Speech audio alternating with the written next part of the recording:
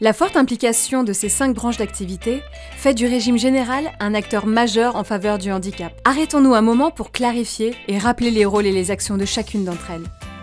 La branche famille met en œuvre une offre de services combinant le versement de prestations et le soutien aux partenaires et aux structures au service des familles. Tout d'abord, elle verse 3 prestations ayant un lien avec une situation de handicap. L'allocation aux adultes handicapés, AAH, l'allocation d'éducation de l'enfant handicapé, AEEH, et l'allocation journalière de présence parentale, AJPP. Les 2 premières allocations font l'objet d'une demande auprès de la Maison départementale des personnes handicapées, MDPH, qui vérifie les conditions médicales liées à l'allocation. La CAF vérifie ensuite les conditions administratives et verse l'allocation. Ce panel est complété par l'assurance vieillesse des parents au foyer, AVPF. Il s'agit de la prise en charge des cotisations vieillesse de l'aidant familial d'une personne, adulte ou enfant, en situation de handicap. En soutenant les acteurs du territoire, la branche famille développe également des services aux familles, accompagnement social, intervention familiale à domicile, soutien aux actions favorisant l'accueil des enfants en situation de handicap dans les crèches et les accueils de loisirs, et actions de soutien à la parentalité. L'assurance maladie finance plus de la moitié des dépenses nationales pour les personnes en situation de handicap. Elle verse la pension d'invalidité, qui a pour objet de compenser la perte de salaire qui résulte d'une réduction de la capacité de travail. Un assuré en arrêt de travail pourra, s'il le souhaite et si son état de santé le permet, reprendre progressivement son activité professionnelle en mi-temps thérapeutique, financée par les indemnités journalières. Un assuré présentant un risque important de désinsertion professionnelle, en raison de son état de santé, peut être accompagné par les professionnels de l'assurance maladie. Les services administratifs versent les indemnités journalières, remboursent les soins et les appareillages éventuels.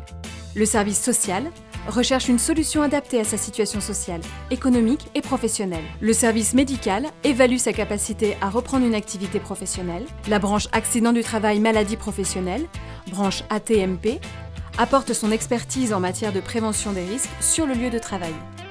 Ces expertises peuvent être combinées dans le cadre des cellules de prévention de la désinsertion professionnelle, cellules PDP, afin de proposer un accompagnement global à l'assuré. Enfin, les UGCAM, Union de gestion des établissements des caisses d'assurance maladie, gèrent 225 établissements sanitaires et médico-sociaux accueillant des enfants, des adultes handicapés ou des personnes âgées. Premier groupe français non lucratif de réinsertion professionnelle des travailleurs handicapés, leurs 14 centres de réadaptation répartis sur toute la France ont pour objectif de former, qualifier et renforcer l'employabilité des travailleurs handicapés en construisant avec eux un parcours professionnel adapté. L'assurance retraite prévoit pour les assurés handicapés différentes mesures qui ont une incidence à la fois sur l'âge et sur le montant de leur retraite. Selon leur situation et leur degré de handicap, ils peuvent ainsi partir à la retraite dès 55, 60 ou 62 ans avec le taux maximum, sous réserve de réunir des conditions spécifiques. D'autre part, s'ils n'ont pas obtenu un nombre minimum de trimestres, certains d'entre eux peuvent bénéficier d'une majoration de leur retraite. Les aidants ont également des droits bien particuliers. Les parents d'enfants handicapés, aidants familiaux ou tierces personnes, ont ainsi la possibilité de prendre leur retraite au taux maximum dès 65 ans, et cela même s'ils n'ont pas réuni le nombre de trimestres habituellement nécessaires.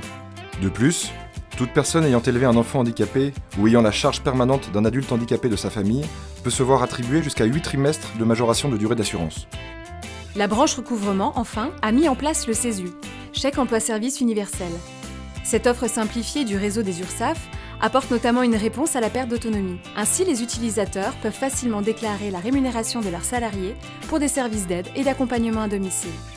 En lien avec le Centre national CESU, certains départements proposent aussi un service de CESU tiers payant. Le conseil départemental prend alors en charge tout ou partie des cotisations en lieu et place du bénéficiaire de l'aide personnalisée d'autonomie, APA, ou de la prestation de compensation du handicap, PCH.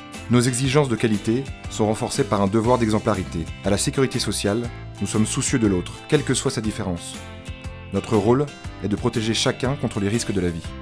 Santé, maternité, santé au travail, parentalité, handicap, retraite. L'accompagnement et la solidarité sont notre quotidien.